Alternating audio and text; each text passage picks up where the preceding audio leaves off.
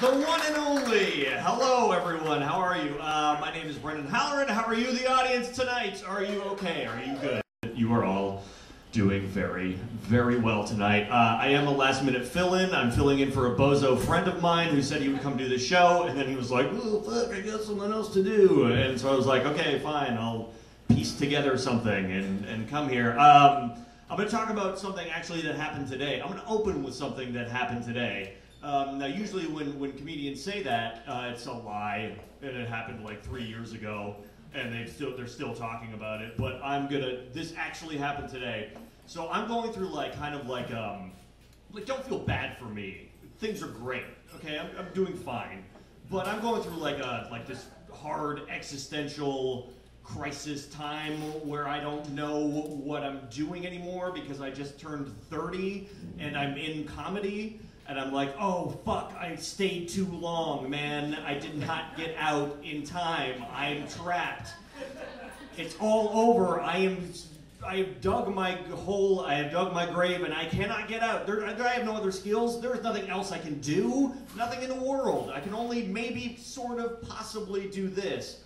So I was going through like this hard thing because Sky Moore's starring as cops in whatever, some police procedural, and I'm like going like, hey, this fucking taco is great, here, eat this, and like some commercial, like who gives a shit, and we're all like, whoa, what's going on? So I'm having a really intense conversation with my girlfriend this afternoon, and I'm kind of laying it on the line, and I'm kind of getting like deep into like what I think and like what I feel, and like where I'm at in my life and my career, and I'm like, this is great, because she's always like, you never communicate enough, and I'm like, look at me, I'm communicating. This is fantastic. I'm telling you all of these fantastic things. Look at this. I'm like almost on the verge of tears. I'm like, but don't feel bad for me. Everything's great. So I come to this point where I like realize something. I said it, and I said it to her, and we just kind of sat there and looked at each other, and then she said, "Did you hear that?" I said, "No, I didn't hear that." She goes, "I just farted." I said, "Yeah, no, I didn't hear that." And she said, "Okay, good." And I was like, well, I fucking know that you did it now, so it doesn't matter if I heard it or not. Now you farted in the middle of this moment. And then she's like, no, don't worry. So what were you saying? And like, how long did you tune out for? Where were you? Were you concentrating on this fart? Were you concentrating on not farting? Because basically you just let it go. You weren't really trying to not do that at all. You just let it go. You were concentrating on letting that fart out. How long were you out for? How long were you sweating and nervous and being like, I don't know if this is coming out, and then it came out? And then in that moment, I realized I was like, oh shit, I'm the woman in this relationship.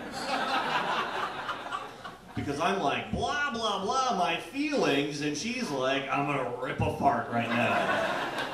Oh shit, I'm gonna rip a fart, oh shit, Storage Wars is on too, pigs.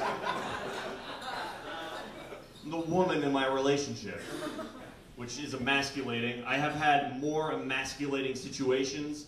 This is also true. This did not happen today. This happened almost a year ago. I was working at a bar because I was, a comedian. And it's late at night, so I'm getting off of my shift, and I go to this 24-hour grocery store because I gotta eat something. I haven't eaten anything in like a long time, like all day, right? And so I got my headphones in, and I go into the grocery store, and it's late, and they're open 24 hours, which is great. It's very convenient, so thank you to them for that, or fuck, whatever. I don't know why I got off on that. Great. The people at Metro, you're great. Whatever. Who gives a shit? So I go in, I got my headphones in, I'm looking down at the floor and stuff. I'm not really noticing what's going on, and then I realize, I'm like, oh no, I'm in a Metro at 2:30 in the morning, and it's a Friday, and I'm around like nightclubs like Revival and like the Mod Club and like Club Rico, and I'm in the shittiest place in the fucking world. Is a grocery store at 2:30 in the morning because everyone's the worst person you would never want to go to a bar with, but you're at a bar with them basically now. And you have to navigate the aisles with them and stuff. So I can't leave because I'm afraid that the security guard is going to be like, hey, you didn't buy anything, you're come to jail or whatever. Because that's the thought process, right? Is like the security guard's going to be like, what the fuck, man? You go to jail. You didn't buy anything and now you're just leaving. But that's not real. It doesn't even ever happen at all. So I get in line to buy my stuff, and everyone's just the worst. And they're those girls who like have taken their high heels off at that point in the night, and they're like, well, yeah. And it's like, I get it, you're fun, fantastic, great, live it up. The night is yours, it will never end, and youth is fantastic, hooray, hooray for you. And so it's a long line, finally I get to the front of the line, and I'm trying to pay for the stuff that I got, and all of a sudden I hear from behind me this guy say, yo, I'm cutting in front of you, my shit's more important. And I looked back, and he had already surpassed me. He had already overtaken me, and the cashier was scanning in his thing. And I'm like, what the nerve? And I looked down, and he was buying a box of condoms. And so he pays for the thing, and he's impeccably dressed, and I'm like, oh, wow, lucky girl, you know, she's waiting in a cab for you to buy these condoms. Hooray for that. But then I look back to the people in line, and I'm like, oh man, can you believe this guy? Like this guy right here cutting in front of me? Come on, that's important. And then I looked down, and I was buying cantaloupe chunks and Pepperidge Farm goldfish. And I was like, yeah, man, your shit's way more important. And it's not just, I don't get grief just from like cool dudes, it's from kids too. I used to work at this place called Olympic Spirit, which is, it was at Young and Dundas. And it's like the Hockey Hall of Fame for the Olympics. And it's not there anymore, it's the Omni building now, because that place was fucking awful, it was brutal, it was the worst place in the world. Anyone who came there was just disappointed. But I hated my job, right, because I'm also a comedian doing a shitty job, and I don't like that at all. So one day we would have these camp groups come in, and they would come in during the summer, and basically they would be there all day. And these guys stink, right? Like kids who are active and are in the summer at camp stink worse than something funny, something like really funny. They stink worse than that. And so this one kid, like think of your own thing. Put it in there. Whatever you think smells the worst, buddy, this is worse than that. So I'm kind of on the outs on this job, right? I don't really give a shit anymore. And so this one kid comes up to use this, whatever I'm running here, whatever this activity is that I'm supposed to be running. And he's wearing a shirt that says sports camp across the front. And I look at the kid and I go, hey buddy, you should tell them to take you to deodorant camp. Fucking massive burn, right? Like that's huge. I just laid it down on this kid and he didn't even know what was coming, right?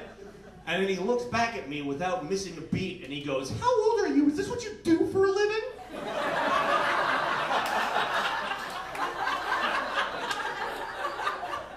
And I was like, I'm sorry, kid, I'm 25 and I'm stuck.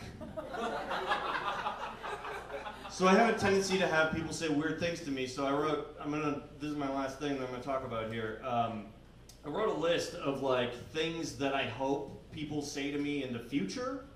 Like if I could have like a wish list of, instead of like people like deriding my choice of employment or snack, I would love for people to say some cool stuff to me in the future. So like in the future, I would love to have someone say like, hey, how about a drink for you and your men? Right? Because like I have men, right? So I'm so respected that while I go in the other room, my men need some drinks. Yes, as we conduct business, get my men some drinks. It'd be great in the future if someone would say something like, hey, this ice cream is pretty good. Did you make it? I don't know, when to get out of here. Like I have a weird hobby of making ice cream and it's delicious. It's great. That's what you want. Or like, hey, don't worry about it, man. Silence is a form of laughter. That would be amazing. Amazing. This whole set would be considered wall-to-wall laughs. Or if someone was like, whoa, sexy. Not like a guy or anything, but like a good, so like I did that in a low voice, but like if someone was just like, whoa, sexy. So I have a hard time being sexy, but that's for a different stand-up set. And then the final thing, I think it would just be great if someone were to say at one point, they'd be like, call the president, tell him I'm taking over Space Command, scramble the fighters, and get Brendan Halloran out of jail. Be a badass. Thanks a lot, everyone. I'm Brendan Halloran. That's my time. Thank you. Brendan Halloran, ladies and gentlemen. Thank you, Brendan.